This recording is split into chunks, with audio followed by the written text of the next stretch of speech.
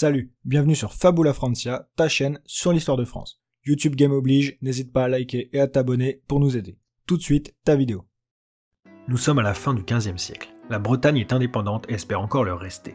François II, le duc de Bretagne, prépare sa succession. Il n'a pas d'héritier mâle.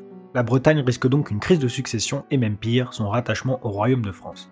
Malgré tout, il a une fille aînée et possible héritière, Anne de Bretagne. Elle est au centre des attentions, et tout le monde rêve de pouvoir épouser l'une des héritières les plus en vue d'Europe. Dans ce jeu d'alliances et de mariage, la duchesse n'aura qu'un but, protéger l'indépendance bretonne.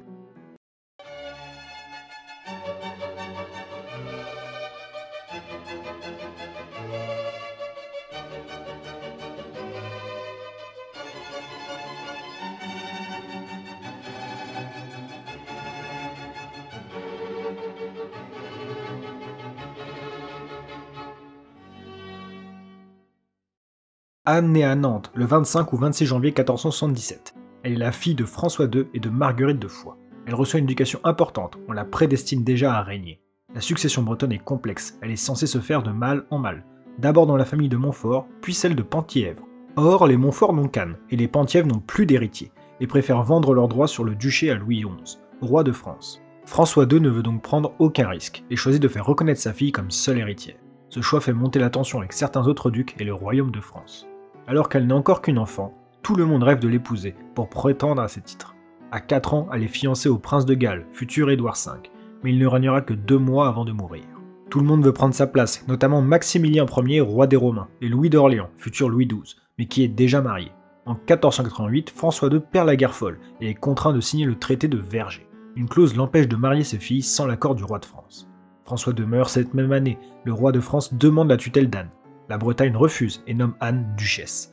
La guerre est déclarée par le roi Charles VIII le 7 janvier 1489. En 1490, Anne épouse en premières noces Maximilien Ier, le roi des Romains. Elle tente d'encercler le royaume de France, grâce à lui, et une alliance avec le roi d'Angleterre et d'Aragon. Problème, tous ces nouveaux alliés sont occupés sur leur propre front. L'année suivante, Anne se retrouve encerclée seule par les Français à Rennes. Quelques Anglais et Castillans ont pu venir, mais c'est bien trop peu. Elle est contrainte de se rendre et d'épouser Charles VIII. Problème, elle est toujours fiancée à Maximilien, qui va tout faire pour bloquer ce nouveau mariage en faisant pression sur le pape. Charles VIII doit faire des concessions au pape pour que le précédent de fiançailles soit déclaré nul. Charles ne récupère pas totalement le trône de Bretagne. S'il meurt, Anne garde ses droits sur le duché, mais elle sera contrainte d'épouser son successeur. Elle devient la nouvelle reine de France. Elle passe la majorité de son temps enceinte, elle est très surveillée et souvent éloignée de ses enfants. Charles VIII meurt en 1498, en se cognant la tête contre le montant d'une porte basse. Anne redevient donc l'unique duchesse de Bretagne. Elle reprend en main l'administration de la région. Elle bat sa propre monnaie et crée sa propre cour. Elle encourage les arts et est une véritable mécène. Comme son contrat avec Charles VIII le stipulait, elle entame un processus de fiançailles avec le nouvel héritier, Louis XII. Il est déjà marié à Jeanne de France, mais divorce. La position d'Anne a changé. Ce n'est plus la jeune fille frêle et vaincue qui a été forcée d'épouser Charles VIII. Elle épouse donc Louis XII en gardant cette fois tous ses droits sur son duché. Le nouveau contrat stipule que l'héritier du duché sera le deuxième enfant issu de leur mariage. Anne veut s'assurer que le duché reste indépendant et ne tombe pas dans les mains de la lignée française.